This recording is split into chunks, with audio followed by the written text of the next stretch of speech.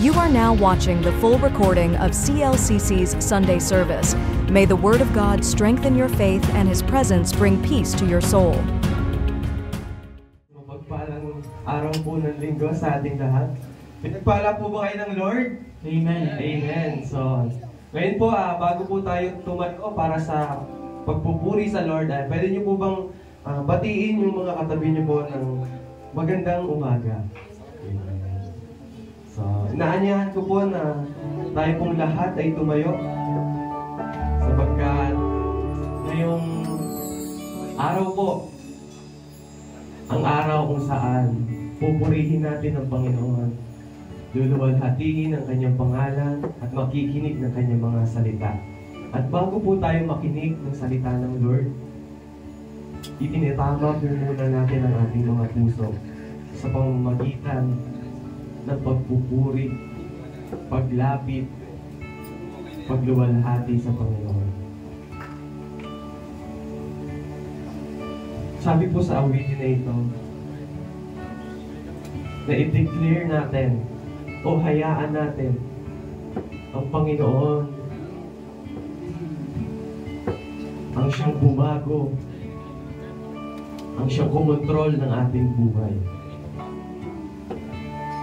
Ipaloob natin sa Lord na tayo ay Kanyang maging templo. At idulog natin ang ating mga puso at isipan sa Panginoon.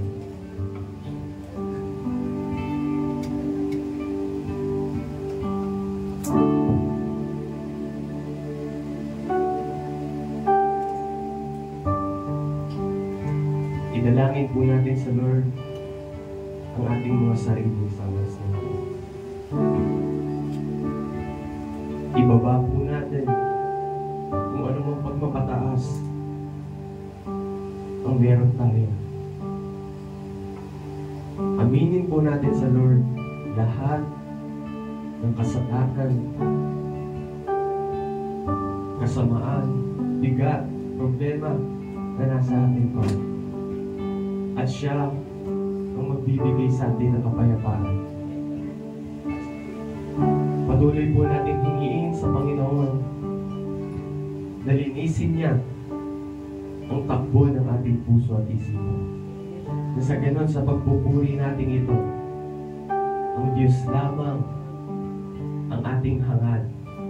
Ang Diyos lamang ang ating mapupurihan.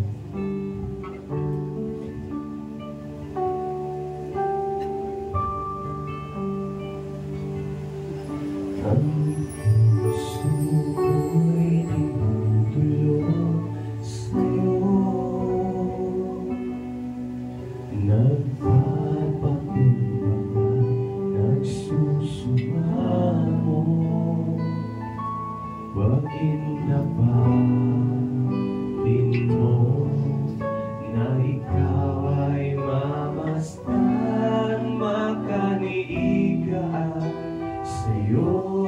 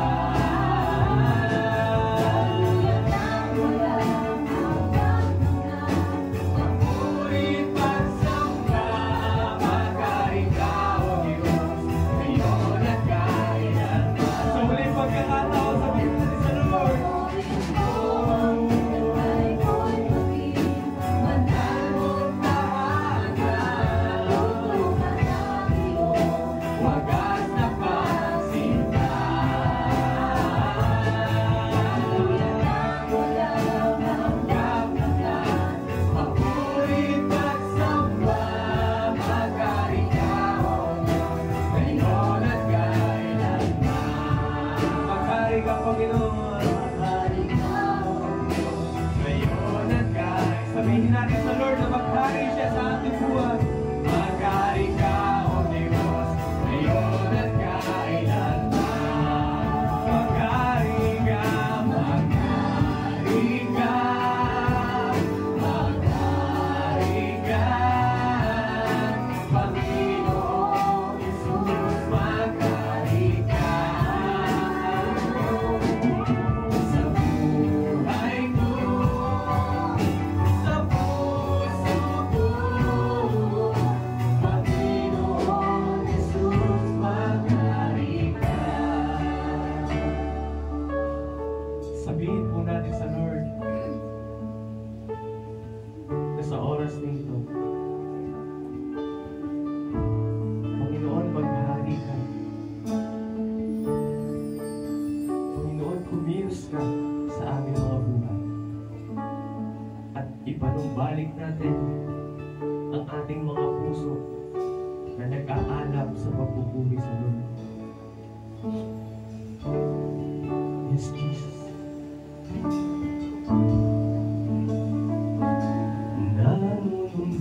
Nanunumbalik sa iyong paglinga, dinadalangin ang iyong pagtanggap, hinahanap ang iyong katwiran,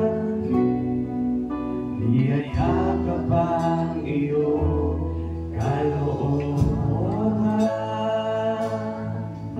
Maghari ka, maghari ka, Panginoong Jesus, maghari ka. Sa buhay ko, sa puso ko, Panginoong Jesus, maghari ka. Yes, Lord. Nanunumbalik sa iyong paglinga, dinadalangin ang iyong pagtanggap, hinahanap ang iyong katwiran, niyayakap ang iyong kalooban. Maghari ka, maghari ka, Panginoong Jesus, maghari ka. Sa buhay ko, sa puso ko, Panginoong Jesus, maghari ka. Maghari ka. Maghari ka. Pagparihin natin sa ating buhay ang ating Panginoon, sa ating puso at sa ating isipan. Sa ganon, sa pagtakbo nito, ang Diyos lamang ang may kakayanan para tumuloy ito.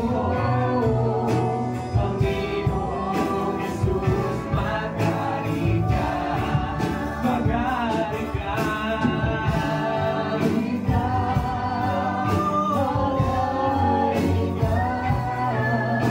Panginoon Jesus, maghari ka.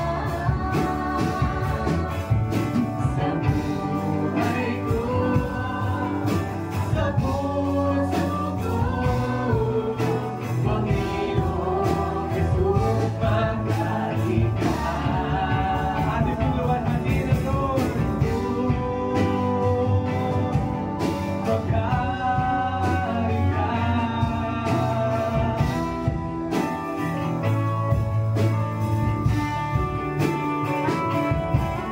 Patuloy na maghari ka, Panginoon, sa aming mga puso at isipan.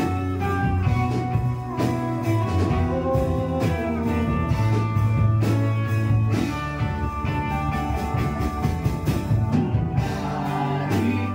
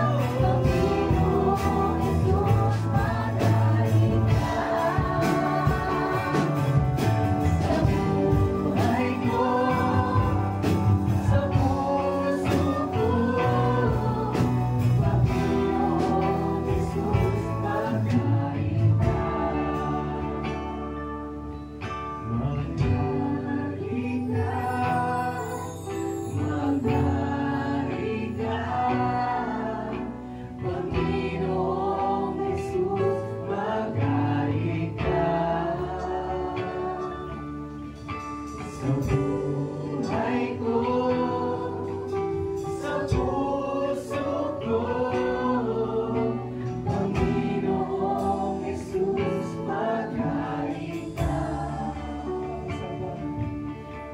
Maghari ka, maghari ka, Panginoong Jesus, maghari ka. Sa buhay ko, sa puso ko, Panginoong Jesus, maghari ka. Sa buhay ko, sa puso ko, Panginoong Jesus, maghari ka. Sa buhay ko, sa puso ko, Panginoong Jesus, maghari ka. Yes, Lord. Maghari at maghari ka, Panginoon. Sapagkat Ikaw ang hari ng mga hari, O Diyos. Ikaw, O Diyos, ang pinakamakapangyarihan sa lahat. Kaya sa umagang ito, Ama, nilalapit po ng bawat isa sa inyo ang aming mga sarili at pinapupurihan ang iyong pangalan na maghari ka sa puso namin, sa buhay namin, Panginoon. At sa ganun, hindi na namin pagbigyan pa ang gawa ng kaaway. Hindi na namin pagbigyan pa, Panginoon, ang mundong ito. Hindi na kami sumang-ayon pa, O Diyos, sa ginagawa ng mundong ito na puro kasalanan ng Panginoon. Maghari ka, O Diyos, sa aming mga buhay. Na sa ganun ang magawa namin ang mga gawa mo, Panginoon, na inilaan mo simula pa nung una. Kabutihan na bunga ng aming kaligtasan. Salamat, salamat, Panginoon. At sa iyo namin pinagkakatiwalang lahat. Amen. Atin pong palakpakan ng Lord.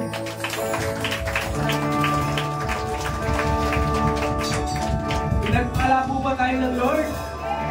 Amen. Naniniwala po ba kayo na kaya ka naririto ay dahil sa biyaya at habag ng Lord? Amen. Kaya aawitan natin ang kanyang biyaya at habag para sa ating mga buhay. Sabi po dito, sa biyaya mo lamang ako nabubuhay. Sa biyaya mo lamang ako nakakapagpuri. Sa biyaya mo lamang ako kumakapit. Ang lahat nito'y biyaya mo sa akin. Atin pong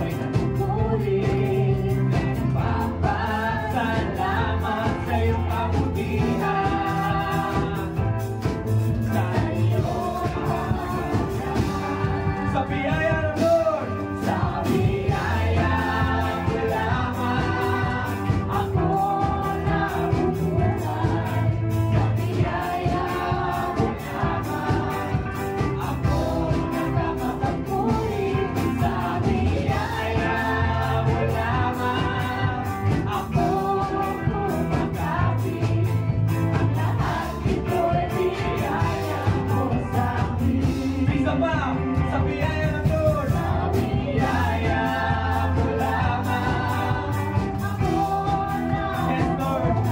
Dahil sa iyong biyaya mo para sa amin, kami ay nabubuhay. Kami ay nakakapagpuri sa iyo. At sa biyaya mo lamang, Panginoon, upang ito'y patuloy na lumalaban, kumakapit sa buhay na ito. Biyaya mo sa amin.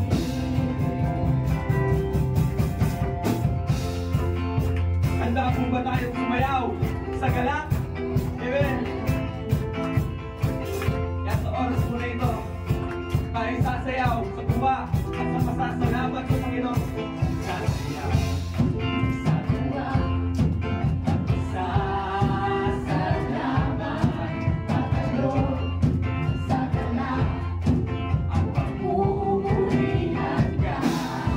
Sasayaw sa tuwa. Tayo po'y tumalon sa Lord. Tatalon sa galak at pagpupurihan. Sasayaw, sasayaw sa tuwa, pasasalamat, tatalon sa galak at pagpupurihan ka. Papurihan ka. Sa biyaya ng Lord. Sa biyaya mo lamang ako nabubuhay. Sa biyaya mo lamang ako nakakapagpuri. Sa biyaya mo lamang ako bumakari. Ang lahat nito'y biyaya mo sa amin. Sa biyaya ng Lord. Biyaya mo lamang ako nabubuhay. Sa biyaya mo lamang ako nakakapagpuri. Sa biyaya mo lamang ako bumakari. Ang lahat nito'y biyaya mo sa amin. Ang lahat nito'y biyaya mo sa amin. Ang lahat nito'y biyaya mo sa amin. Amen. Sa Diyos po, ang lahat ng papuri, pagsamba at pagdakila dahil sa biyaya ng Panginoon. To God be all the highest glory. Amen.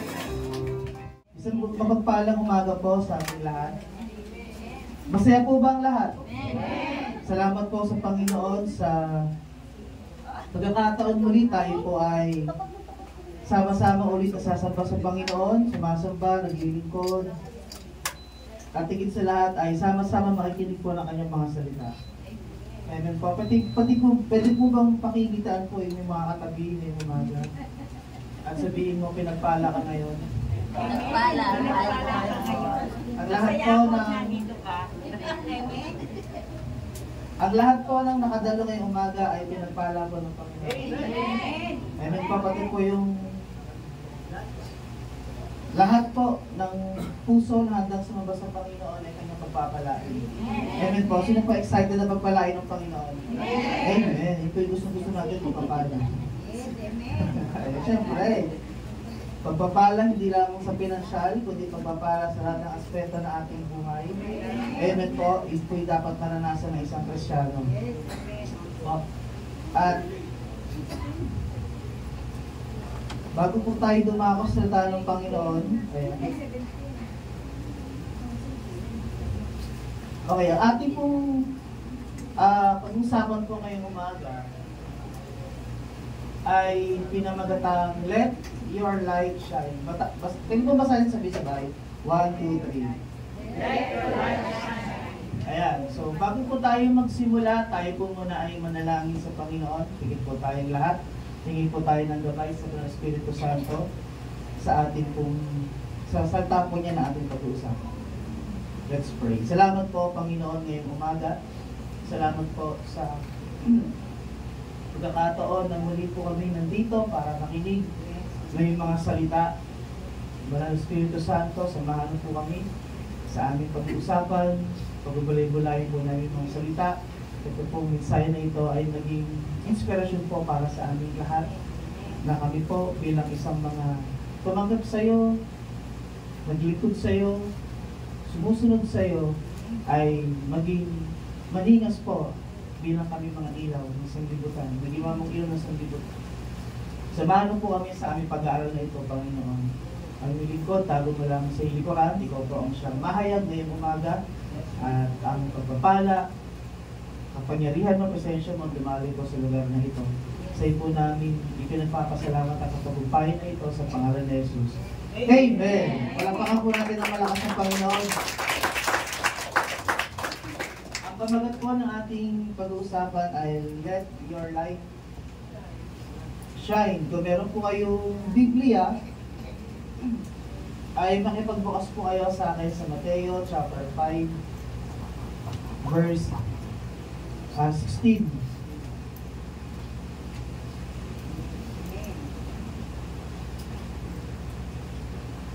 Yan po. Sabi dito, gayon din naman, dapat ninyong paliwanagin ang inyong ilaw sa harap ng mga tao upang makita nila ang inyong mabuting gawa at papurihan ang inyong Ama na nasa langit. Sa English po, in the same way, let your light shine before others, that they may see your good deeds and glorify your Father in heaven. Nung tayo po ay naging mananampalataya, nung tinanggap po natin ang Panginoon sa ating buhay bilang Panginoon tagapagligtas, ay tayo po ay naging vessel ng Panginoon Yesu Kristo bilang kanyang ilaw. Po. So yung ilaw na meron po tayo, tumanggap po tayo sa Panginoon, hindi po yung sarili nating ilaw po yun. Kundi ito po yung ilaw na nanggagaling kay Yesu Kristo, kasi po siya po yung ilaw ng sanlibutan. Tayo lang po yung vessel nito dito sa lupa nung siya po ay umakyat. Ano po? So yung ilaw na yun, tayo na naging vessel, tayo na yung parang gaganap bilang ilaw sa sanlibutan sa tulong ng Espiritu Santo. Nang sa ganoon ay ma-demonstrate natin dito sa mundong ito yung kabutihan ng Diyos sa ating buhay na ating gagawin. Nang sa ganoon, sa mga nakapaligid po sa atin, makikita na meron tayong Diyos na sinasamba. Amen po ba? Nung simula po ang tanggapin ng Panginoon sa ating buhay, ay binigyan po tayo ng iba't ibang kaloob ng Panginoon. Meron din po tayong bunga na tinanggap, which is yung bunga ng Espiritu Santo, na kapag ikaw ay tumanggap sa Panginoon, dapat lakaran mo yung Espiritu. Lumakad sa Espiritu. Amen po ba? Nasa ganoon, yung ilaw na binigay sa atin ng Panginoon ay tuloy-tuloy na magningas. Amen po. Kaya po sa lahat ng tumanggap sa Panginoon, ang kailangan gawin natin ay sumunod lagi sa Diyos.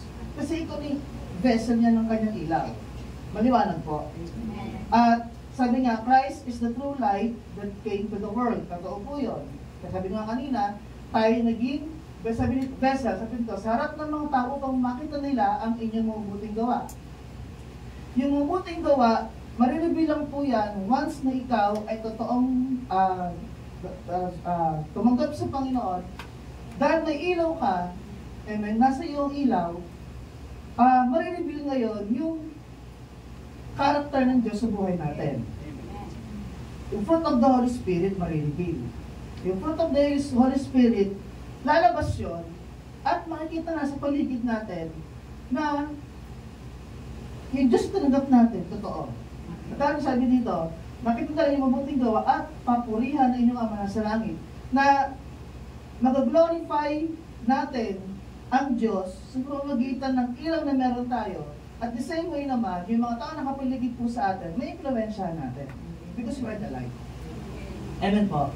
He is the light and life of God. And when we trusted Him as Savior, He filled our human spirit with His own pure light. Na kapag ang Diyos, nagtiwala tayo sa Panginoon bilang siya ay ating tagapagligtas, yung ating human spirit na nasa atin ay pupunuin ng Diyos ng kanyang totoo, pure light.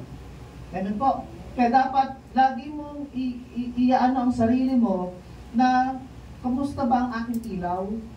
kung aking ilaw ba ay nakapag-impluwensya sa akin, sa nakapaligid sa akin? Kung yung ilaw ba na nasa akin ay sinacherish ko?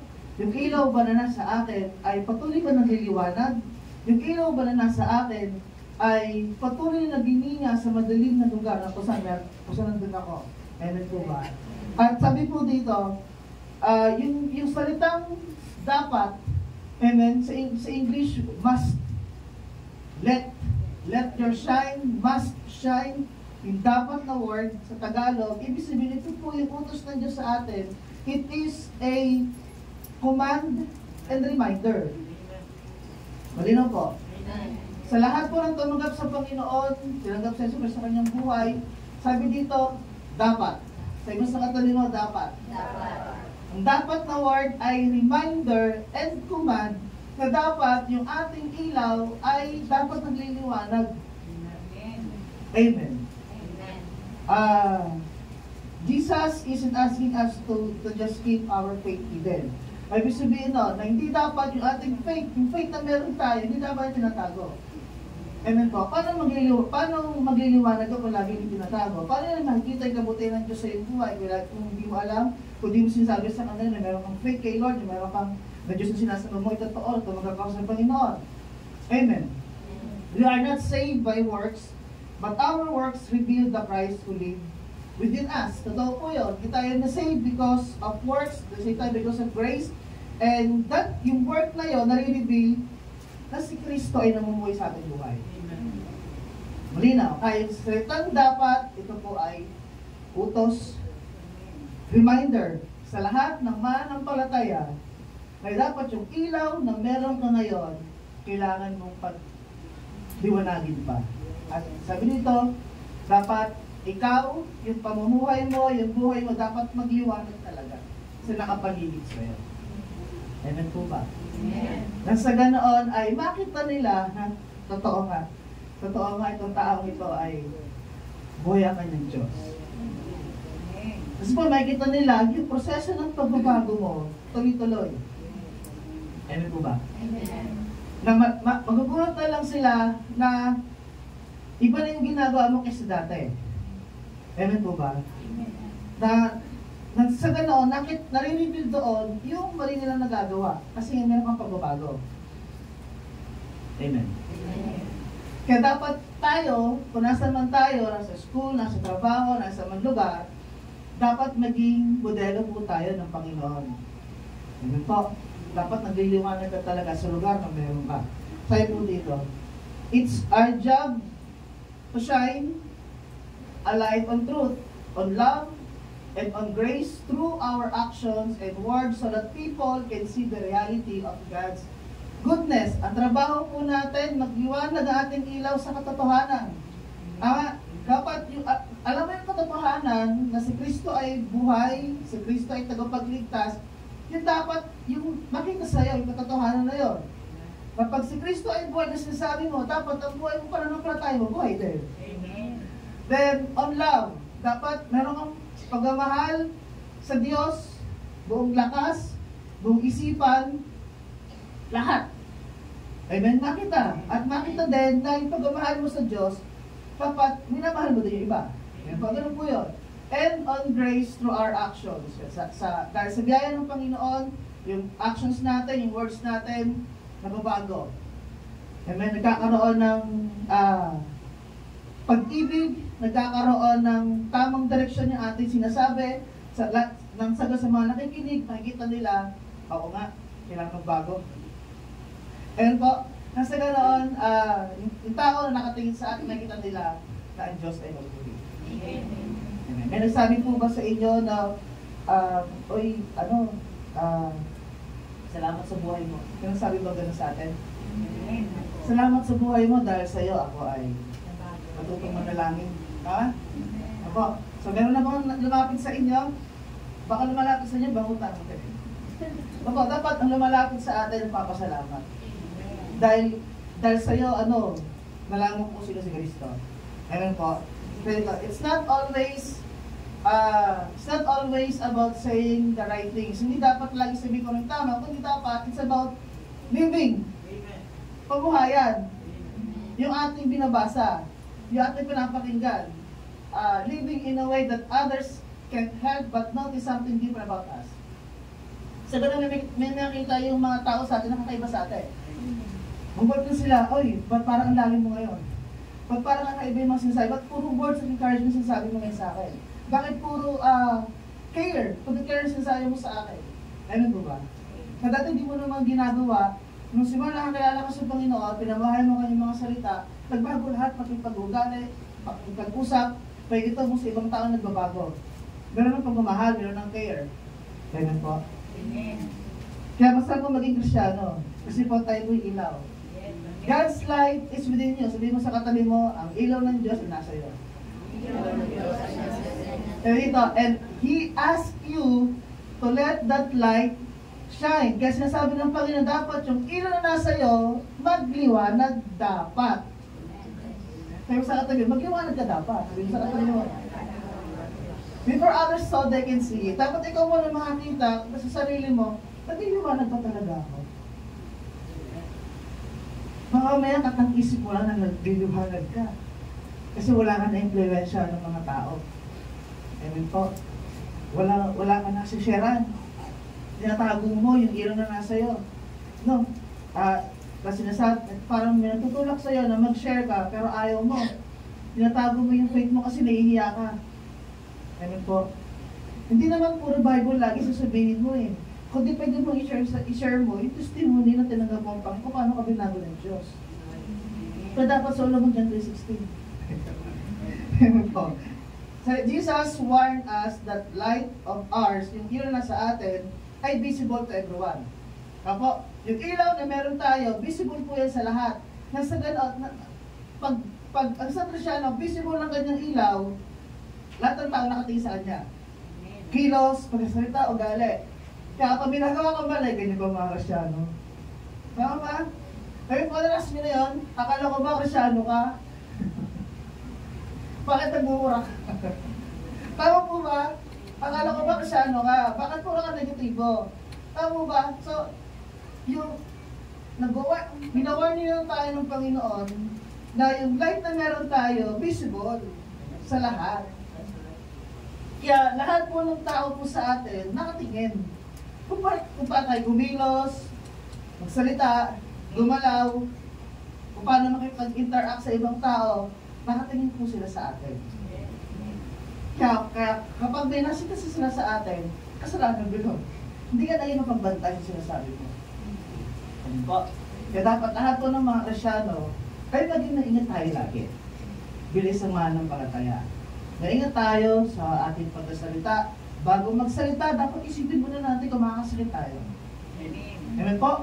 Kung tayo man ay magbibigay ng payo, nagagalit, dapat may pagmamahal. Hindi mo siya idadami. Dapat itataas mo pa siya. I-encourage mo pa siya na magpatuloy. I-encourage mo pa siya na, kaya yan. Tama, pagdaan ako din yan.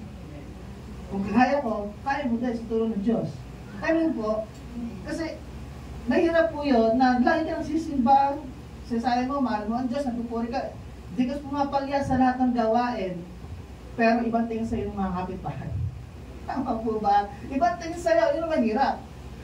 Na sa church lang, ikaw maganda tingin sa'yo. Pero pag nasa labas, nakita ka na ibang nasa paligid mo, iba ka. Hindi liwanag nakikita sa'yo.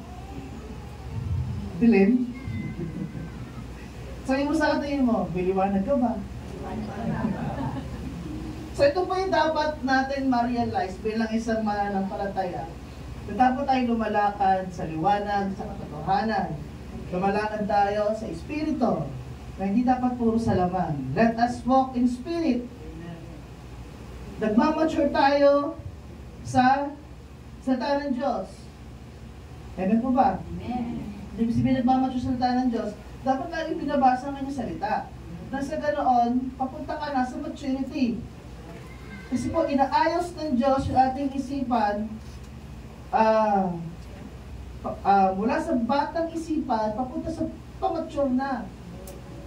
Ano po ba? Ito po dapat yung maging level ng mananampalataya na nagmamature po tayo kay Kristo. So we may be filled to to the measure of all fullness of God according to His power, and that is at work with us. So, yung nasa ganoon, pag tayo nag-mature na kay Kristo, yung kanyang kapangyarihan, yung presence niya, yung power, ibibigay sa atin. Sa ganoon, kapag may sakit, pinag-pray, gumagana sa tulong ng Diyos. Ginagamit ka, vessel ka, lang pananalangin para sa iba para gumaling. May pinag-pray na po ba tayo na may sakit? Thank you, Lord. Amen po. Kaya dapat i-encourage po natin ng bawat isa na lumalik sa salita ng Diyos. Amen. Hindi lang puro samba, pananalangin, dapat mayroong aring quiet time talaga sa Panginoon. Okay, sabi po sa Mateo chapter 5 verse 40 to 15, you are the light of the world. Sabi mo sa katabi mo, ikaw ang ilaw ng sanglibutan. A town built on a hill cannot be hidden. Neither do people light a lamp and put it under a bowl. Instead, they put it on its stand and gives light to everyone in the house. O, kinocompare po tayo ng Panginoon, yung Kristiyano, bilang city on a hill. Ayan. Di ba may kanta kasi Carrie Joe? We are the light of the world. We are the city on a hill. Diba? Ito po. Na tayo ay kinocompare ng Panginoon na city on a hill that can be hidden. Because kingdom people are meant to be beacon in the night or comfort or direction. So tayo po ay kinumpara ng Panginoon sa city on a hill na hindi dapat tatago. Because tayo po ay kingdom ng Panginoon, beacon of His light, at tayo ang nagiging comfort ng mga tao. Lumalapit sa atin yung mga tao para magpa-comfort sa atin, magbigay ng direction sa kanila through the Holy Spirit. Amen. Kaya minsan may lumalapit sa atin, pag-pray mo nga ako, kasi may problema ako. Wait, tulungan mo nga ako, ano ba kaya dapat yung sa aking buhay? Amen po. May lumalapit sa atin para magbigay para mangingi ng tulong, mangingi ng payo. Amen po. Kasi tayo ay a town built on a hill, cannot be hidden. Kaya yung bahay mo na nasa inyo, yung bahay na kung nasaan ka sa phase 2, ay hindi siya hidden. Yung bahay na meron ka. Nagliliwanag yung bahay mo. Kaya lagi pinupuntahan. Bagay na ako mangkalit. Puntahan po tayo ng mga tao na ilangan ng kagalingan. Yung tao na yon, dadalhin po natin sa paalam ng Panginoon. Amen po. Kaya hindi na dapat natatago. Ang isa pa po dyan, yung sabi, hindi daw naglalagay ang tao ng ilawan sa banga para itago, kundi ang ilaw nilalagay sa tamang lagayan para maliwanagan po yung buong bahay. Amen.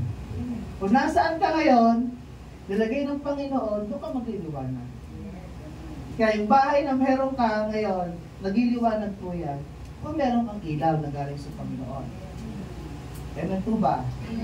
At we can just talk about Jesus. We have to live like Him. Hindi dapat puro ang buti ng Diyos, Yesu Cristo, napakabuti ng Panginoon, niligtas niya ako. Hindi lang puro dapat salita yung ating sinasabi about sa Panginoon, dapat pinamumukayan natin sa ating buhay.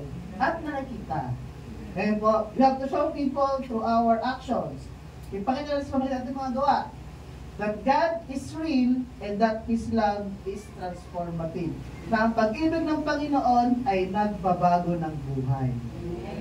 Kaya, isang example ng evangelism ay yung testimony natin na tayo ay binago ng Panginoon because of His love and His grace. Ang buhay natin ay nabago. Malinaw po? Kapag ginawa natin ito, magliliwanag ng matinding ating ilaw kahit mahihikayat ang mga tao na lumapit sa Kanya. Magliliwanag tayo at lahat ng mga tao lalapit sa atin ay maglilingkod din sa Panginoon. Meron po ba? Amen. So dapat yung ilaw na meron tayo, dapat nalilinas po yan. Light has 3 qualities. It illuminates. Tama po. Ang ilaw pa nagbibigay ng direksyon. Kapag madilim ang ilaw mo sa paligid, patay ang walang ilaw sa kalsada, takot ka, di ba po? Di mo alam kung tao may dadaan baka may mga ahas na dumadaan, o kaya baka matipalok ka, o kaya baka may mga bawal na tapakan mo. Amen po. Pangalawa, it warms, gives comfort ng ilaw po kapag malamig sa ibang bansa. Nagsisindi sila ng apoy, po, sa chimney, no? Pero sila mga chimney doon na kapag winter, may apoy sila doon, gusto sila nagpapainit. Ano po? Gives comfort. And then last, it reveals. Ang ilaw ay nagsushow ng katotohanan. Kaya yung mga natatago po dyan sa kasalanan, i-reveal ng Lord yan.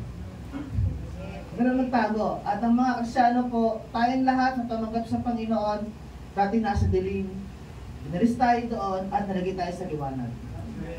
Amen po. Kaya dapat tayo ay di na namumuhay sa kadiliman. Amen po ba? Then meron po tayong story sa Bible ng isang tao na pinakita po niya yung kanyang pag-ibig, commitment sa Panginoon, sa kanyang buhay na naranasan po niya, sa Old Testament po ito, na ipinakita po niya dito na yung kanyang liwanag na nasa kanya ay naglinas talaga na kahit anong circumstances, mga threats sa kanyang buhay, natili pa rin siyang naglilingkod, committed sa Panginoon. Kaya niyo po si Daniel, nakatama. Si Daniel po, kaya, sino po nakakala kay Daniel? Tapos po ang kamay. Yan, turo po tayo na magkakwento dito. Okay. Sinimulan po natin sa Daniel chapter 6 verse 6. Opo, yan, basahin ko natin sa chapter verse 6. Nagkaisa silang humarap sa hari. Sinabi nila, mabuhay ang Haring Dario. Kami pong mga tagapamahala ng kaharian, mga pinuno ng mga rehiyon at mga tagapayo ay nagkakaisa ng palagay. Mabuti po ipagputos ninyong sa loob ng 30 araw ay walang sasamba o manalangin sa ibang Diyos o tao liban sa inyo. Sino mang hindi susunod sa utos na ito ay uhulog sa kulungan ng mga leon. Kung babasahin niyo po yung verse 1 to 5, Megit niyo po yung history kung bakit po nagpalabas o nagkaisa yung mga pinuno ni Batalion na magkaroon ng ganitong batas sa kanila na walang sasamba, manalangin sa ibang Diyos, maliban lang kay Haring Dario.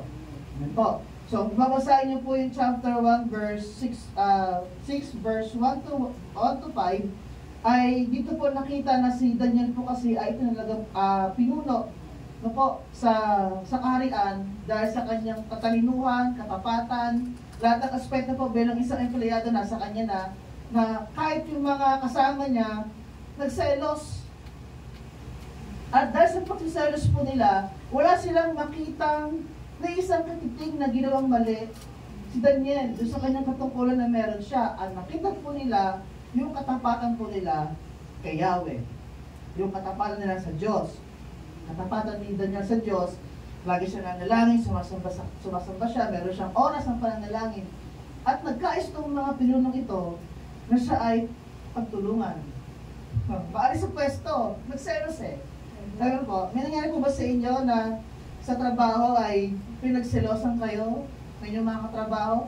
Bago-bago pa lang dito, ganyan na kagad ng posisyon. Ano po? Bago-bago pa lang dito. Ako po nalasan ko po yun, ako po ay nasa Malaysia.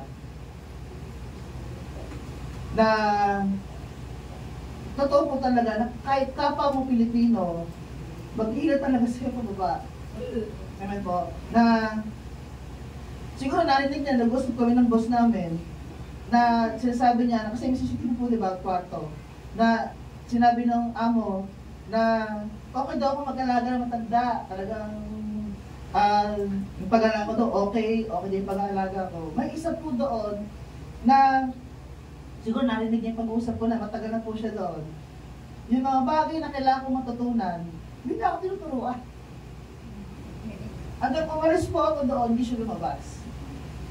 Ang mga nakasama ko lang po doon, yung mga naging ka-close ko po talaga lahat. Pero lang po talaga siya, hindi siya lumabas. Nung ako po yung paalis na pauwi ng Pilipinas, siya lang ang hindi lumabas sa kwarto para magpaalam. Kaya sabi ko, totoo no, Kasi kung bansa ang Pilipinas din talaga magkilos sa ibababa. So, marami po tayo naranasan na ganung bagay na bilang isang Kristyano, mga kasama mo, kaklase, katrabaho, hiras sa ibababa. Ito-test ka. Kaya ako, sabi ko, uwi na lang ako. Ayaw ko turuan kung paano sa insulin. So, sariling sikat, nagtuturo ako sa iba paano magturo ng insulin. Kasi yung pinakamatanda doon. So, ganun po yung nangyari kay Daniel, na dahil sa pagselos ng kanyang mga kasama, nag-anhain sila ng batas na walang sasamba ng 30 araw at hindi susunod, ihulog sa mga leyon. Alam naman po natin, ang leyon, kapag napunta ka sa teritoryo niya, wala silang sinasanto. Amen po. Basahin sa 8. Kaya, mahal na hari, magpalabas po kayo ng gayong kautusan at inilagdaan upang maging batas ng Media at Persia, batas na hindi magbabago ni mga kawalang bisa. Grabe, no? Talaga yung batas na yun talagang, si Daniel lang talagang pinatutungkulan na walang sasamba. At gayon nga ang ginawa ni Haring Dario, nang malaman ni Daniel ang nilagdaan ng hari ang gayong kautusan, umuwi siya, lumuhod siya ng nalangit, nagpasalamat sa kanyang Diyos sa isang salit sa taas ng kanyang tirahan sa may bukas na bintana nakaharap sa Jerusalem. 3 beses niyang ginagawa ito sa maghapon, gaya ng kanyang kinaugalian. So meron palang kinaugalian si Daniel na 3 beses siyang nanalangin. So may bintana sa tapat ng Jerusalem. So po, ganun yung ginagawa niya. Kahit nagpalabas na po ng batas na bawal manalangin, sumamba, ay ganun pa rin ginagawa ni Daniel. Si Daniel po ay nagkaroon ng disiplina sa kanyang prayer life. Manatili siyang tapat sa pananalangin. Tayo po ba may disiplina sa pananalangin? Dapat meron din, no po? At yung commitment niya sa Panginoon hindi nagbago. Ano man yung nangyari, may threat, no po? Hindi nagbago yung commitment niya sa Panginoon. Na kahit anong mangyari, may pagsubok man, may threat sa buhay namin, may mamatay na, hindi magbabago ang aking commitment sa Panginoon. Patuloy pa rin ako manalangin. Amen po? Kasi nasa kanyang ilaw. Nakalagyan palang pangalagaan. Sometimes yung prayer natin ay nai-interrupt ng threats o hindi kaya by pressure of our schedule. Tama? Kaya minsan, ang iba, hindi na nakakapanalangin dahil napapressure sa schedule. Pagod maghapon. Kaya pag uwi maghapon, sunod na lang. Amen po ba? Pero si Daniel, meron siyang disiplina. 3 beses siya nananalangin. Siguro kahit na siya ay nasa patrabaho, siguro nagkakaroon pa rin siya ng time manalangin. Siguro break time, ay magsi-CR, mag-pray siya. Para yung prayer life niya, tuloy-tuloy. Ang ganda rin gawin natin, tama ba? Bilang isang Kristyano, na magkaroon tayo disiplina sa pananalangin, kahit sa school, trabaho, labas ka lang ng konti, mag-CR lang po ako, doon ka mag-pray. Kapag alam mo na may pressure ka, kapag alam mo na stress ka sa trabaho, sa pag-aaral, pwede ka lumabas para manalangin. Huminga na malalim. Kaya po, kapag ini-interview isang tao, what is your, how do you handle pressure? Diba? How do you handle stress? Yung po yung tinatanong sa mga kapag nag-apply ka ng trabaho. Diba po? So, kapag naranasan mo, nag-pressure ka sa school, sa trabaho, labas ka, tingnan na malalim, pray. Amen. Diba? So, ito yung ginawa ni Daniel na kinagulian niya na 3 beses na nanalangin sa maghapon. So, hindi siguro maghapon, pati siguro sa gabi, hanggang madalingan, nag-pray siya. Po. At huwag niyo hayaan yung threats of pressure, maputol yung prayer life. Maputol yung prayer time. Malino po? Tayo po dito. Ito po yun. Don't let threats or pressure cut into your prayer time. Pray regularly, no matter what. Ano man circumstance sa buhay, manalangin. Prayer is your lifeline to God. Kapag naputol po yan, yung connection, ay, lagi kang pagod. Lagi kang balisa. Lagi kang takot. Lagi kang pressure. Press, may stress sa lahat ng bagay. Kasi nga, yung lifeline mo, yung communication mo, naputol na. Kasi naagaw na ng schedule, ng pressure, ng threat sa buhay, o mga circumstansya yung inyong pananalangin. Huwag niyo pong hayaan. Huwag nating hayaan. Amen po ba? Amen. Gayahin natin si Daniel. May threat na sa kanya, tuloy pa rin siyang manalangin. Amen po. Kaya po sa 11, ngunit binabantayan pala siya ng kanyang mga kaaway. Oh. Sabi nga kanina, yung ilaw na meron tayo, visible. Kaya lahat na nakapaligid po sa atin, titingnan ka. Kung paano kumilos, magsalita, pati nga pagtawa eh. Titingnan pati pagtawa mo kung paano ka tumawa, titingnan nila yan. Ewan po ba? Siguro gusto nilang tumawa yung mainhin, Maraklara. Parang gano'n. Sabi dito, binabantayan siya. Na makita siya na nalangin, siya ka nalang isinumbong sa hari at sinabi, hindi po ba't pinagtibay ninyo isang utusan na nasa loob ng 30 araw ay walang mananalangin sa sino ng Diyos at o tao dito sa inyo at ihahagi sa kulungan ng mga leon ang sino man lumag dito. Sumagot ang hari, ang kautusan ng Medo Persia ay hindi bagot di makawalang sala. So, pumunta sila sa hari. Di ba po, may nagdaan po tayo na bawal. Ayun po, sinubong nila. Sinabi nila, mahal na hari, si Daniel po, na isa sa mga dinanambiyag mula sa Juda, ay lumabag sa inyong kautusan 3 beses pa po itong manalangin araw-araw. Nang malaman ito ni Haring Dario, mabilisa siya at maghapong inisip kung paano niya maliligtas si Daniel. Kapag isang mananampalataya, naging visible ng kanyang ilaw, nakita yung kanyang pagbabago sa kanyang buhay, na tinago siya ng Panginoon, makakapag-influensya siya ng tao. May isang tao na mag-care sa'yo. Tama ba? Amen? Kaya po si Haring Dario, nung nakita yung magandang katangian, meron siyang Diyos na buhay, nakita yung Haring Dario kay Daniel yon, naging okay si Dario kay Daniel. Kaya nung nalaman ito ni Haring Dario, mabalisa siya. Maghapong iniisip kung paano maligtas si Daniel. Nang magkaroon muli na pagkakataon na makakali Daniel, lumapit ang mga ito sa hari at sinabi, alalahanin ninyo, mana hari. Inulit pa ulit. Nabatas sa Medo Persia na hindi maaaring baguhin ang alinmang kautusan na pinagtibay ng hari. Meron talagang mga ganong katrabaho o kaeskwela na pilit kang babagsakin talaga. Dahil dito, inutos ni Haring Dario na ihulog si Daniel sa kulungan ng mga leon. Nang sinabi niya rito, naway, iligtas ka ng Diyos na buong katapatan mong pinaglilingkuran. Ang bungangan ng kulungan ay tinakpan ng isang malaking bato. Tinatakan ito ng pagtatak ng hari at ng kanyang mga tagapamahala para hindi mabuksan ng sinuman. Ang hari naman ay umuwi sa palasyo, ngunit magdamag itong hindi na makatulog, hindi siyang tumikin ng pagkain at ayaw rin niyang paaliw. Stress, kalungkot. Amen po. Isang kagalakan bilang isang mananampalataya na meron nag-care sa'yo, kahit hindi Kristiyano. Kasi alam mo, na-influensyahan mo siya ng lahat ng mabuting bagay na galing sa Panginoon. May isang tao special sa'yo na hindi naman siya mananampalataya, pero tinuturing mo siyang tapat na kaibigan. Amen po ba? Kahit malayo siya, nag-care pa rin siya, uy, kamusta ka na? Amen po, nag-chat. Kasi nga, dahil sa liwanag na meron ka, na-influensyahan mo siya. Po. Next po.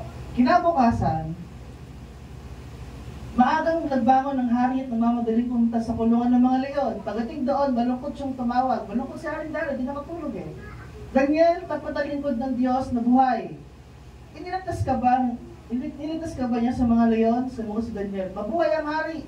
Wala po nangyari sa akin sapagkat ang bibig ng mga leon ay pinatikom ng mga anghel na isinugo ng aking Diyos.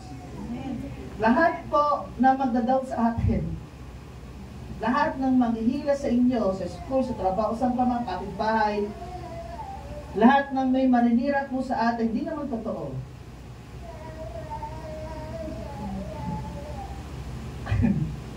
Pwedeng patikumin ng Diyos. Posible rin yung mangyari. Na ang Diyos ang tikilos. Kaya sabi niya, huwag kang gaganti. Alam po ba? Ako ang bahala sa'yo. Kaya lahat po ng mga mga leon na nasa paligid po natin, ano mga leon na meron kayo ngayon? ipag-pray mo lang sa Panginoon. Tuloy-tuloy yung manalangin. Nasa ganoon, ang gagawin ng Diyos, patatahimikin. Gagawa ng Diyos ang paraan para hindi ka nila mabugbog, masaktan. Kaya po ba? Basta tuloy-tuloy lang yung pananalangin natin sa Panginoon. Huwag mapuputol. Amen po ba? Nasa ganoon, masaya ka pa naglilingkod. Kaya yung si Daniel, masaya. Kasi pinatikom ng Diyos, sinugan Diyos sa mga anghel, kaya pinatikom yung tubig ng bayo. Di siya kinain. Po. Ginawa po niya ito sapagkat alam niyang wala akong kasalanan, hindi nagawang masama laban sa inyo. Kapag nakita ng Diyos na wala ka naman talagang ginagawa, ang Diyos ang bahala sa iyo. Kaya ikaw, tuloy lang. Sa iyong paglilingkod, pagkatrabaho, pag-aaral, tuloy-tuloy lang. Kasi alam mo, may backup ka. Ang Diyos. Kung wala nag-backup sa iyo ng mga kaibigan mo, mga kamag-anak mo, si Lord.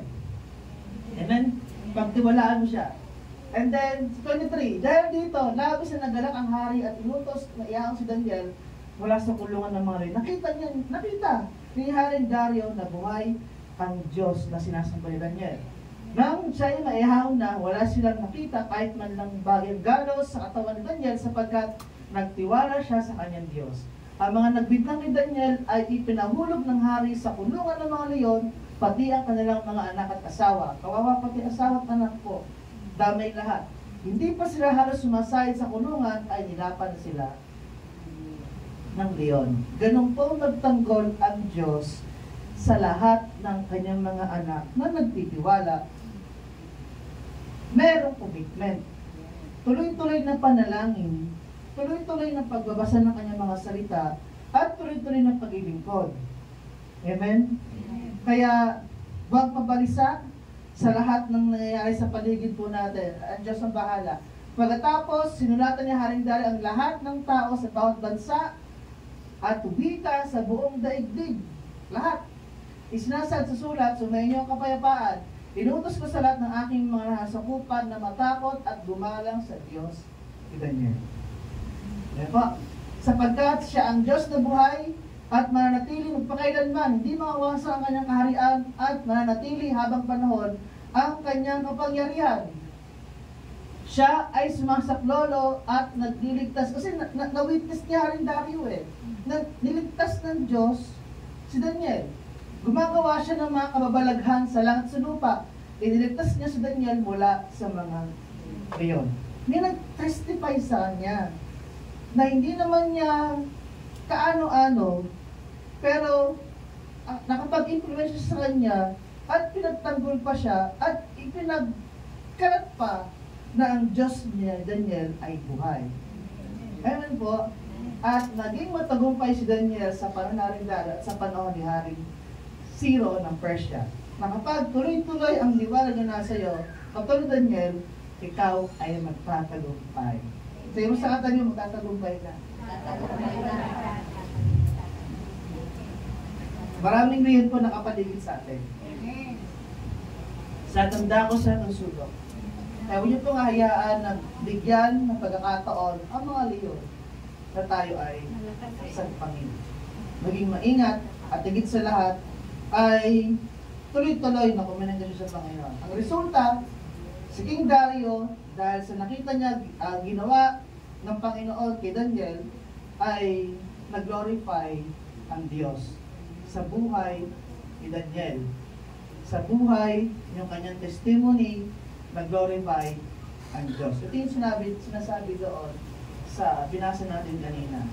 Na let your light shine, at sa ganoon makita ng mga tao at mapupurihan ang amang nasa langit. Amen po. Kaya, kung meron kang ilaw, pagliwanagin pa. Lagyan ng langis. Ano yung mga langis? Bible prayer, Bible reading, prayer, pagsamba. Tuloy-tuloy lang. Po. Meron po tayo 5 pointers sa pag-usapan. Nabilis lang po ito. Number 1. Nawaan niyo po yung kwento ni Daniel. Nawaan niyo po? Yan. Gusto po ng mga bata ito Daniel in the lion's den. Yan. Number 1. Light is our identity. Bilang mananampalataya, ay wala na po tayo sa dilim. Amen po. Berarti ko po, lahat ng tumanggap sa Panginoon, nilis na sa kadiliman. And we are the light because of Christ. Meron tayo, we are the light kasi si Kristo nasa atin. Ito yung bagong identity na sa atin. Nagkaroon tayo ng separation sa influence ng mundo. Amen po ba? Kung nalaman mo ang katotohanan, nagkaroon ka ng distansya sa mundo. Yung ginagawa mo dati, hindi mo na ginagawa ngayon. Kasi alam mo ng katotohanan. Amen po, nagbago na identity mo because of the light, yung katotohanan, pinakita sa iyo ng Panginoon. Sabi po sa Efeso 5:8, sabi po din sabay-sabay. 1, 2, 3.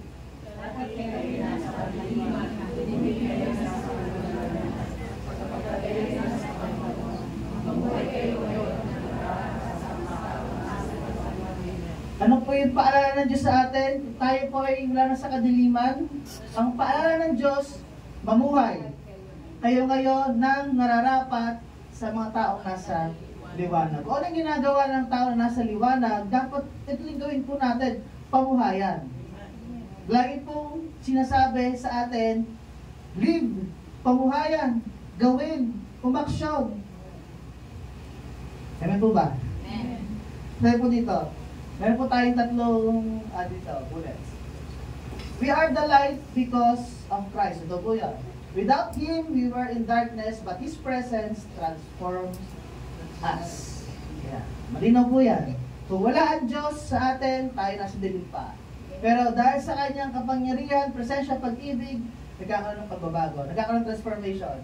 Letter D, light separates us from darkness. We live differently from the world system. Hindi mo sila lalayuan, yung mga kaibigan mo, hindi mo lalayuan. Pero gagawa ka lang ng limitation na posible na ikay mahatak ulit. Dapat may limitation pa rin. Po, although sumasama ka sa kanila, sa banding, sa kain sa labas, pero meron ng limitation sa lahat ng gagawin mo. Na yung ginagawa nila, hindi mo dapat gagawin. Amen po, dapat ang mga kasya na nag-influensya, hindi dapat ikaw in-influensyahan. Po, kasi, inalis ka na sa dilim babalik ka pa ulit. Po, letter C, identity produces influence. So, ginawa nila niya, nakapag-influensya ng tao. Who you are in Christ determines how you shine. Kung sino ka sa harapan ng Panginoon, doon ka paano magliliwanag. Kung ikay tabat manalangin, ano kaya itsura ng liwanag na meron ka? Amen po? So, kung ano ito kay Kristo, nagpapakita yon na kung paano ka magliwanag. Kung paano maging visible liwanag na meron sa'yo. Malinaw po? Ano sabi sa number 1? Light is our identity. Ginawa ka ng identity. Wala ka na sa kadiliman. Sabi po dito, you are not trying to be light just already. Hindi ka nagpe-pretend na light ka. Or baka maya, meron ganito sa atin, nagpe-pretend na may Kristo, nagpe-pretend na merong light, pero wala pala. Hayaan mo na yung liwanag na meron sa'yo, hayaan mo siyang magliwanag ng gusto. Huwag ka nag-pretend, maging totoo. Kapag nanghihina ka sa pananampalataya, dapat sa Panginoon na sa ganoon, balik yung liwanag. Huwag ka mag-pretend na malakas ka. Huwag ka mag-pretend na masaya ka. Huwag ka mag-pretend na kaya mo lahat. Amen po? Just, maging totoo. Amen po ba? Kasi sa mundong ito, di mawawala sa atin po yun. Kasi dito pa tayo sa mundo nito. Makakaras pa tayo ng ganong pakiramdam, ganong pangyayari sa buhay po. Kaya kailangan natin gawin ay manatili sa Panginoon. Po. Number 2, light must be visible. Kaya, hindi dapat tayo maging secret agent. No? Hindi dapat tayo yung mga sekretong ahente na patago. No? Kung bumilos, hindi po dapat. Ang pananampalataya na merong kandidatong tinatago. Tayo mo sa katabi mo, kasi mo kasing itago na Kristyano ka. Sino sa katabi mo? Sabihin niyo po, itago na Kristyano ka. Pakita mo. Hayaan mo makita sa iyong mga gawa ang iyong paniniwala upang makilala ng iba ang Diyos sa pamamagitan mo. Di na lang makikilala ang Diyos kung itatago mo lang na meron ang Diyos. Amen po. Kung meron kang Diyos sa buhay, sa puso, dapat ipagsigaw mo pa nga eh. Meron po ba? Hindi mo sisigaw ka. Meron kang Diyos, hindi po. Bakit dapat sagawan na meron kang Diyos? Meron nagbago sa'yo. Ano po?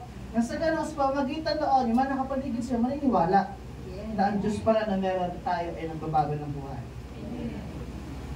Sabi po sa Matthew 5:15, basahin po din sabay-sabay, 1, 2, 3.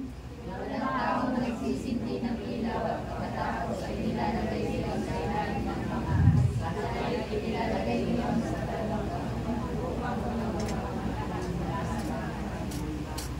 Malinaw po, dapat ang ilaw nilalagay sa tamang patungan para maliwanagan ang lahat. Tayo po nilalagay ng Diyos sa tamang patungan para magliwanag sa lugar na nandun po tayo. Po. And then, hidden, letter A, hidden light is useless. Kapag natago mo ang ilaw na meron ka, useless yan. Ito po, walang halaga. A believer who hides their faith helps no one. Ang mananampalataya, natago ang kanyang pananampalataya, kanyang faith, paglilingkod, lahat na, ay wala kang matutulong. Kahit sino, wala kang matutulungan. Amen po. Letter B, visibility glorifies God. Our work must be seen not to boast, but to point to Christ. Diba? Yung works na lumalabas sa atin, yung mga gawa na kailangan gawin natin, kabutihan, no, pag-ibig, ay dapat makita, hindi dapat ipinagmamayabang po ito. No po, kundi dapat mag-glorify ang Diyos. Kaya si Stephen Curry, pag nakashoot Mario tayo, diba? So dapat ginaglorify ang Diyos sa bawat ginagawa po natin. Hindi dapat sa pagmamayabang, kundi papuri natin lagi sa Panginoon. Malinaw po? Your circle needs your light. Kung meron kang mga tropa, mga kaibigan sa paligid, mga kumari mo, sa GC niyo, kung meron ka, dapat nagliliwanag ka pa rin doon. Your circle needs your light. God placed you in your family, workplace, or community for a reason. Dalagay ka ng Diyos sa pamilya niya kasi may reason. Dalagay ka ng Diyos sa phase 1, phase 2, phase 3 kasi may reason. Para magliwanag ka, para maging visible ka sa lahat na nakapaligid sa iyo. Amen po. Para sa lahat ng lalapit, lahat ng mga nangangailangan ng tulong, ng panalangin, lalapit lahat sila sa iyo. Amen po. Kasi visible ang light na meron ka. Number, don't hide your testimony. Let your life preach louder than your words. Hindi mo kailangan ipagsigawan na Kristiyano ka, kundi makikita ito sa iyong pamumuhay. Yun ang sisigaw. Kung paano ka mamuhay, kung paano ka kumilos magsalita, yun po yung sisigaw na ngayon bilang isang testimony mo. Huwag mong itatago. Kaya dapat ng mga Kristiyano madaldal. Joke lang. Mga Kristiyano dapat pala yan, pala kausap. Oy, Kai, kung ang pangalan mo? Kaya, hindi lang sa tipo maliligaw ka sa mga lalaki. Gusto mo i-share lang ang Diyos sa buhay sa kanila. So, let your life preach louder than your words. Huwag mo i-hide ang yung testimony na meron ka. Number 3, light guides others. Hindi lang ikaw ang nag-guide dito, pati yung iba. Ang iyong buhay ay maaaring maging modelo, huwaran, at pag-asa. Para sa mga taong naliligaw at nalilito. Kung anong gagawin nila sa buhay, bagsak sila sa kanilang buhay, so ito ang magiging huwaran, ang buhay mo. Kasi ganoon, may pag-pray mo sila, may influensyahan mo sila, may gag-guide mo sila sa tamang daan. At mamuhay ka sa paraang magtuturo sa kanila kay Jesus. So, i-guide mo sila papunta sa Panginoon, papunta kay Kristo. Amen po. Kaya po dito sa awit, 119:105, your word is a lamp for my feet and a light on my path. Totoo yun. Kung naranasan mo na ang Diyos ay buhay, yung salita ng Panginoon ang siyang lampara ng iyong mga paa, at yung ilaw, salita ng Diyos ang siyang nagiging gabay mo sa iyong lalakaran. Na kapag hindi naranasan mo, share mo naman sa iba. Amen po. Sabi po dito, letter A, direction for the lost. So, yun. People look at believers to find guidance in a confused world. Ito po. ang mga tao, nagharap sila ng mga mananampalataya. No po, mag-guide sa kanila doon sa pag-confuse nila sa mundong ito. Yung pagkakaroon ng maraming kasarian. No po. So, ang mga believers nandito para mag-guide sa kanila. Nandito tayo para mag-guide sa kanila. Amen po? Nandito tayong lahat sa mundong ito with the purpose para mag-guide sa lahat ng mga tao na papalapit sa Panginoon. No po. Letter B, hope in darkness. Like a lighthouse, you prevent others from crashing. Alam niyo yung lighthouse? So po, may ilaw po yan sa dagat para makita kung merong mga kalaban, makita kung merong mga mabubungguan, makita para kung meron paparating ng mga malaking barko, ganyan po. No? Para tayong lighthouse. You prevent others from crashing. Kapag alam mo, naramdaman mo sa taong tayong problema, i-pray mo na. Amen po. Kapag isang tao, nakita mo na nangangailangan ng kausapin na. Amen po. Dapat maging alis na po lahat ng mananampalataya na makiramdam sa mga nakapaligid sa kanya. Dapat natin pakialam. Amen po ba? Sabi sa katabi mo, dapat may pakialam ka sa akin. Okay, letter C, clarity decision. Ayan. Your honest and kind example can lead others the right way. Yung example na meron ka, yung pagiging honest mo, ay isang example yon para makita ng ibang tao, ay totoo nga, no? Pag ikaw ay naging tapat, mamuhay ka ng maayos. Marami kang magiging kaibigan kapag naging tapat. No? Pag nakita ng example na sa'yo, maraming susunod din sa'yo. Amen po. Kung sila ay hindi tapat, hayaan mo na. Kung sila ay nag-cheat o gumagawa ng hindi tama, hayaan mo sila. Kasi ikaw tapat ka na lilikod sa Panginoon. Kasi alam mo katotohanan na eh. Hindi mo nagagawin. Someone is following your life. May mga tao na sumusunod sa'yo, sinusundan ka, tinitingnan ka para maging ehemplo. Shine in a way that leads them to Christ. Magliwanag ka na sila ay mapalapit sa Panginoon, hindi para ilayo sa Diyos. Malinaw po. Malinaw po sa atin yan na marami ang sumusunod sa atin. Marami ang tumitingin sa atin bilang isang magandang ehemplo. Isang modelo. Number 4, light reveals truth. Ang liwanag, di-reveal niya ang mga katotohanan. Kaya magtatago sa dilim, i-reveal ng Diyos yan. Ayan po. Kaya kabahan ka na kapag meron kang mga sekretong kasalanan. Kasi darating ang panahon, i-reveal ng Panginoon yan. Sa liwanag. At mas nakakahiya kapag nireveal ng Lord yan sa liwanag. Kaya ngayon pala, kapag meron ka ng kasalanan na ginagawa na tinatago mo, putulin na natin. Po, kasi mas nakakatakot po yan. Living in the light exposes sin and shows the truth of God. Don't hide your faith, shine with honesty and love. Sabi po sa Juan 13:20-21, basahin po natin sabay-sabay. 1, 2, 3.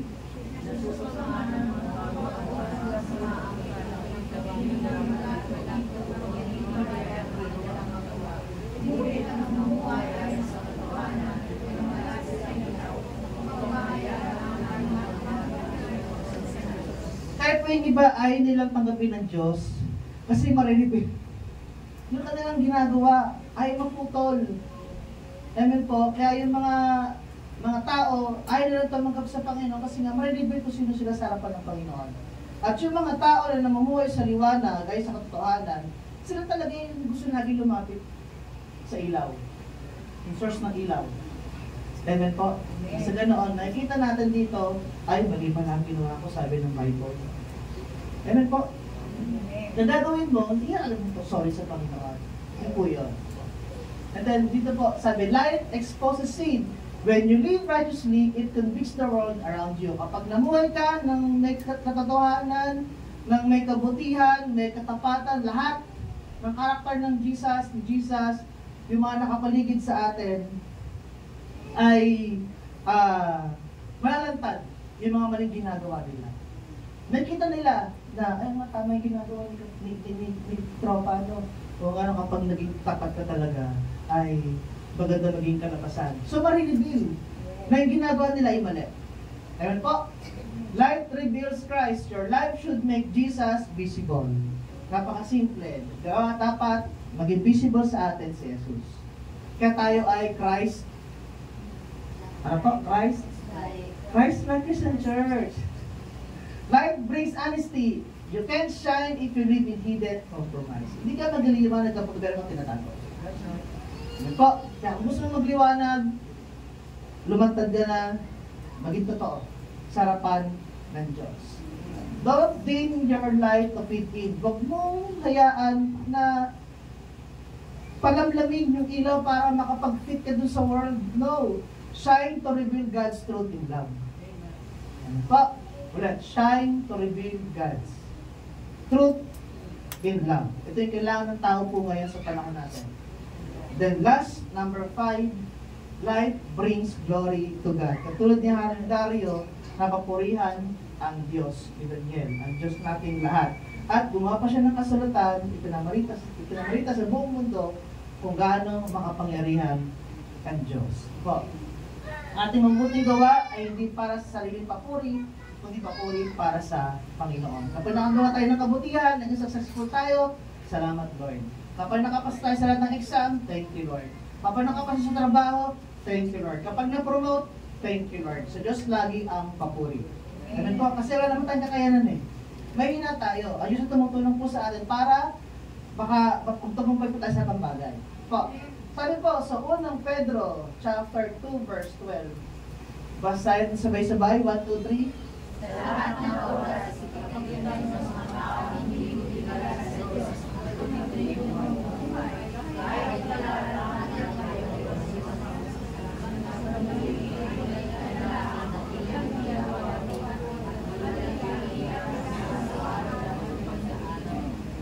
Hayaan mo, paratahan ka na lang ng hindi maganda. Masala mo sa sarili mo na mabuhay ka ng matuwid.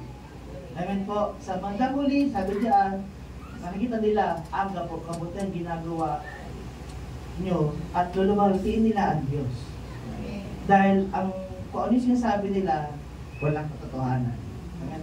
Kasi kahit gano'n sinasabi nila, patuloy ka pa rin namumuhay sa paglilingkod sa Panginoon, namumuhay ka pa rin ayon sa katotohanan. Po, kung sa kapag merong mga nagano sa paligid mo, tuloy ka lang sa paglilingkod para nalangin pagbasa. Kung puputulin. Amen po, nang sa gano'n marinig sa kanilang buhay, si Lord. Amen po. Then, next, sabi dito, the purpose of shining, not for our praise, but for God's glory. Ang purpose ng ilaw na meron tayo ay para mapupurihan ang Diyos.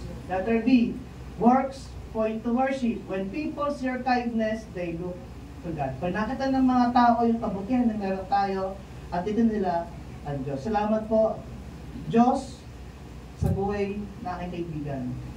Dahil sa Kanya po, ako po ay nabago.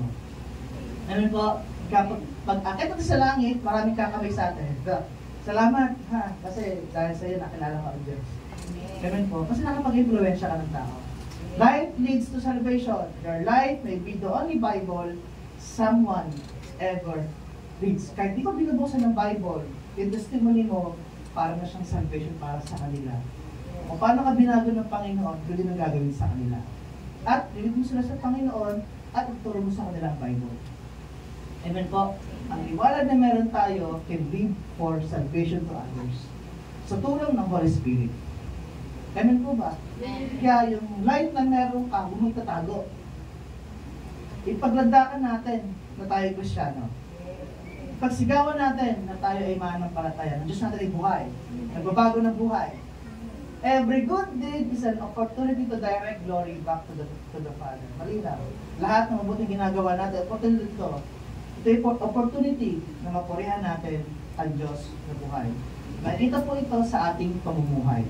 Kaya, let your light shine. Sabi ng Panginoon, dapat utos at paalala sa lahat ng mananampalataya na tayo, na dapat tayo ay yung ilaw na meron tayo, magliwanag talaga ng gusto.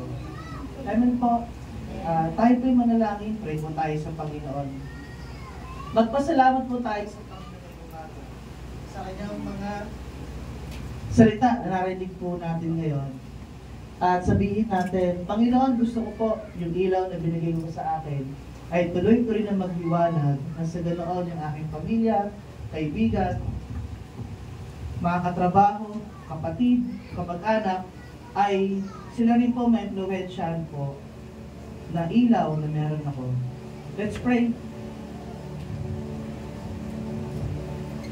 Salamat po, Panginoon, sa iyong mga salita ngayong umaga. Napakabuti mo, Panginoon, dahil binibigyan mo kami ng pagkakataon mapakinggan yung mga salita.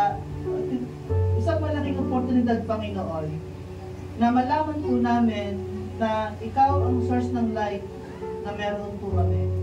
Kaya ito po, ako po gayong vessel, Panginoon, na maging ilaw sa mga nakapaligid po sa akin. Pag-pray niyo po yung sarili po ninyo ngayong umaga na kayo po ay gamitin ng Diyos bilang vessel ng kanyang ilaw at makapag-impluwensya ng mga tao sa paligid na sila rin malid natin, madala natin sa paanan ng Panginoon at makareceive sila ng kaligtasan. Tulad Daniel, nakapag-impluwensya siya kay Haring Dario. Kaya sa Haring Dario, pinapurihan niya ang Diyos na buhay.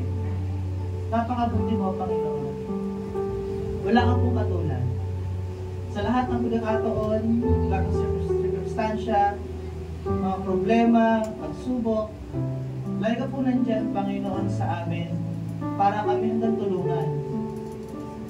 Binibigay niyo po sa amin lahat ng nangyari po sa aming buhay dahil may purpose. O ito po ay isang pag-uuga po sa amin, baka kami po ay nakakalimot na sa aming panalangin, pagbasa ng Biblia. Kaya nakaranas po kami na ganitong dagok, bagyo sa buhay. Panginoon, kung meron po kami pagkukulang, patawad po, O Diyos. Kung meron po kami pagkukulang sa panalangin, pagbabasa ng Bible, paglilingkod sa iyo, patawad po, Panginoon. Na maunawaan ko po, lahat ng ginagawa mo sa aming buhay ay may dahilan. Kaya po kami po bilang mananampalataya, gamitin mo po kami, Panginoon, sa lugar na pinapatayuan po namin na kami po ay makapag-influensya ng mga tao na madala po sa iyong harapan. Pero bago po yun, kami po muna, sarili po muna namin, magpapaayos po kami sa iyo, Panginoon. Salamat po sa pag-ibig at gawin po ang aming buhay ang naging banal mong tahanan. Salamat po sa iyong pag-ibig, Panginoon Jesus. Salamat sa iyong buhay. Salamat po na namatay ka sa krus ng Kalbarya para kami maligtas, gumaling sa aming kasalanan, sa aming mga sakit.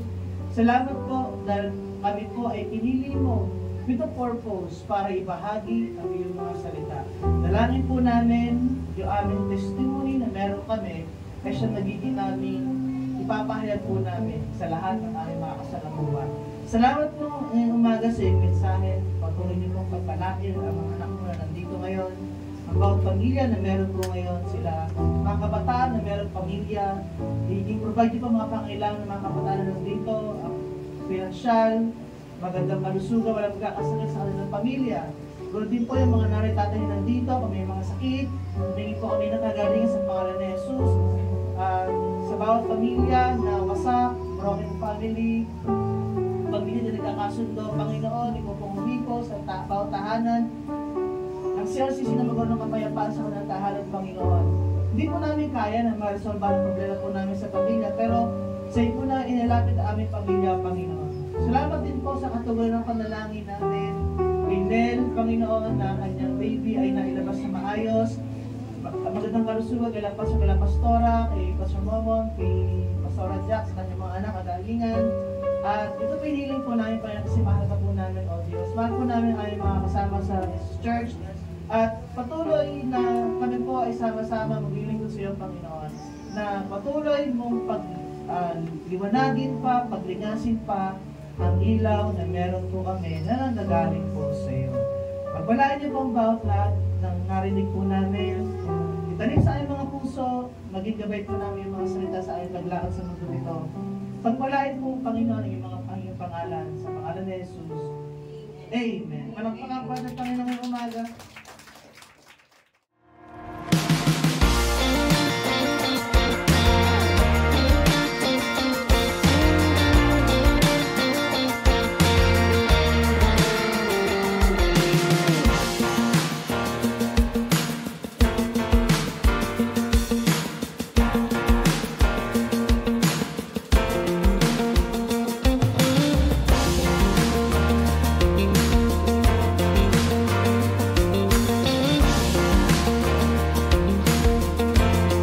Let's take a few moments to stay connected with what God is doing in and through our church family. Please tune in to these important announcements, opportunities to grow, serve, and fellowship together. Join us for morning devotion every Monday to Saturday from 5 a.m. to 7 a.m. live on our CLCC Facebook group. Come early, come expectant, and begin your day with the Word, worship, and a fresh encounter with the Lord. Let's grow together in faith, one morning at a time. We also invite you to a special time of seeking God together. Join us every Friday night from 7 p.m. to 8:30 p.m. for our prayer and Thanksgiving gathering. It's a sacred space to pour out our hearts, lift up our needs, and give thanks for all He has done. Come expectant. Breakthrough happens when we pray. And for our young champions, don't forget Amazing Kids, happening every Saturday from 9 a.m. to 11 a.m. right here at CLCC. It's a fun, faith-filled time designed especially for children ages 6 to 12, with Bible stories, songs, games, and lessons that build strong foundations in Christ. Your kids will love it. We'd love to see you again next Sunday. Join us for our Sunday services here at CLCC. We have 2 worship services every week. First service starts at 8 a.m. and second service at 10 a.m. Come early, come expectant, and bring someone with you. There's always a seat for you in God's house.